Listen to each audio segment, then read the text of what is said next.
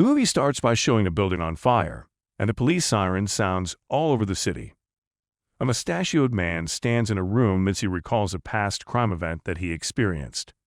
Just like every other day in the bankers work diligently while Detective Iger walks around the building. A pale-looking lady walks into the bank, while the mustachioed man talks in a strange manner to another blonde lady who is sitting alone, waiting to be interviewed. Chris Kirkham then calls the blonde lady, and he starts to interview her. The pale-looking lady, V, claims to have been wronged by the banking system to the attendant, and she gradually causes a scene. The blonde lady, Leah, keeps getting interviewed, but she doesn't seem to pay attention to the interview, even when Kirkham starts to talk about people getting scared in the bank's old building. V successfully causes a scene, and 3 firefighters enter the bank. As the atmosphere gets tense, Leah gives V eye contact, and the heist begins.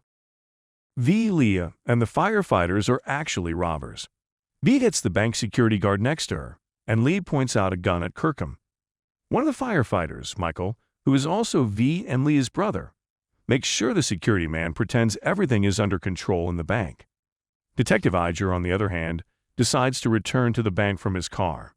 He then gets a call that says the bank is being robbed. Michael warns V not to hurt anybody, and they set out to rob the bank peacefully. They hold everyone hostage in the bank and get Susan, the head teller, to open the vault.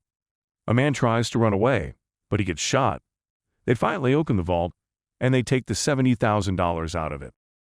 However, the money is too small, and they begin to misunderstand one another. Cypher points a gun at Michael, the manager, and Lee points her gun back at him. Then the mustache man, also among the hostages, tells them he knows where more money is. He calls himself the assistant manager, and he promises to take them to the other vault if they promise nobody gets hurt. They agree to his negotiations, down to 60 years old, and he tells them everything they need to know. V asks Leah to supervise the bank up high and ensures Cypher doesn't kill anybody, while V and Kramer go down to the basement to break into the 60 to 70-year-old $6 million safe vault.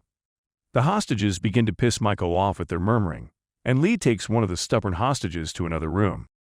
V and Kramer get to the vault, and Kramer starts to break it. V moves around the basement while a ghost watches her. Susan begs Michael to pee, and he follows her to the restroom. Michael ends up telling Susan that he owes a lot of money, and that's why his sisters are helping him rob a bank. Kramer eventually breaks into the vault, and he begins to see ghosts. V and Leah watch him from the CCTV as he loses his mind. They do not see anybody with him, but yet he screams, and he appears to be haunted. V decides to go check out what is happening to him, and the door to the basement shuts. The bank's electricity begins to fluctuate while V tries to open the door to the enclave. The door where the hostages are also closes by itself, and Lee gets confused about what is actually going on as she looks around in terror. Meanwhile, the ghosts have taken Kramer, and they surround him while he screams as they hurt him. Cypher begins to see the ghosts, as well as how to get him to put the gun in his mouth and press the trigger. V has no option but to shoot the handle of the door to the basement. The moment she shoots, everything goes back to normal, and she heads straight for Kramer. Michael already walks in the basement, and he gets to Kramer before V.